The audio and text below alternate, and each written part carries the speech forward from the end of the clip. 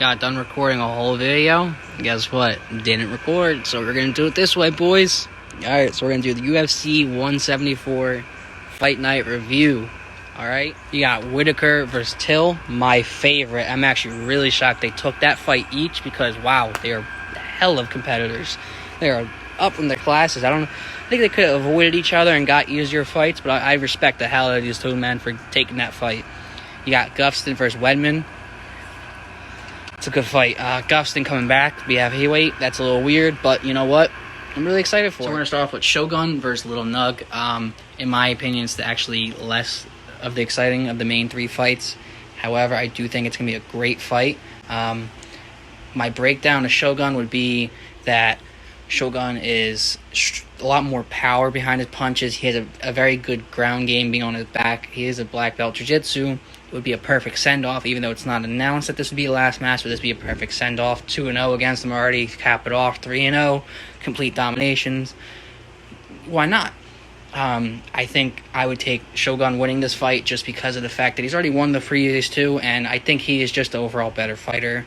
He's more balanced, and I think throughout his duration of his career, he's been kind of there, rather than a Little Nug grew and got better and better, but now that you're at the age that you are, there's no more growing. You're kind of capped at what you're at, and I just don't think he has what it has to. However, I will say Little Nug, he does have all the motivation in the world going into this fight with announcing. He did announce, unlike Shogun, that Little Nug says this will be his last fight. This will be his ride off into the sunset. You know, it'll be the glorious thing for him.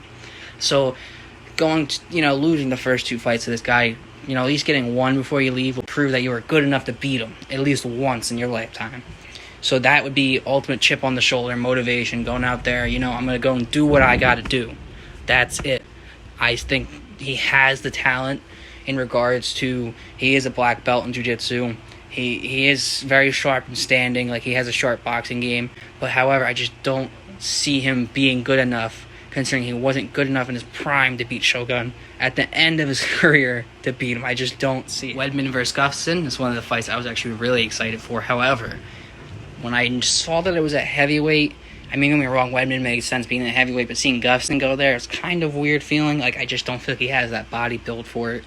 But given the matchup, I am wrong with Gustafsson in this one. I think he takes the W. I think he has a very good style. He just, in this fight, he has a very good defense against takedowns. He doesn't go down a lot, as you saw against John Jones, a very great wrestler, Greco wrestling.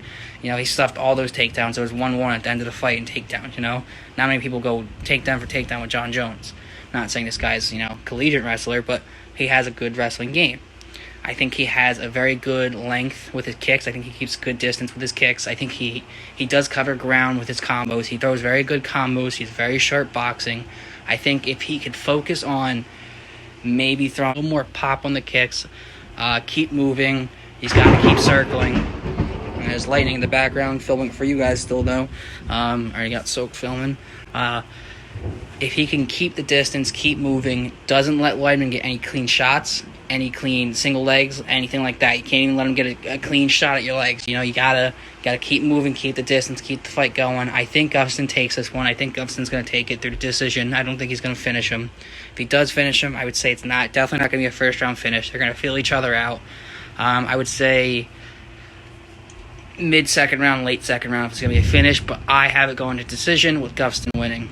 Split decision. Whittaker versus Till, the fight that I was waiting for. That was the fight I loved when I saw that it came out.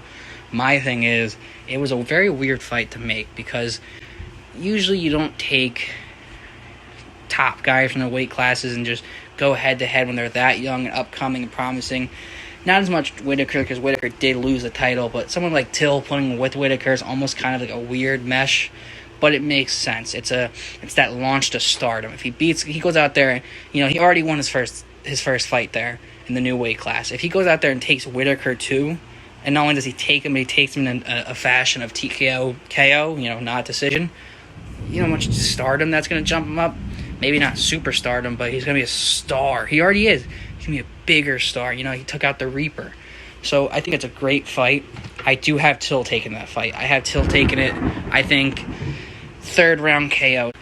This matchup's like a matchup made in heaven. It's two stand-up strikers with very strong, powerful, like just powerful punches. Like these guys are just so good at what they do.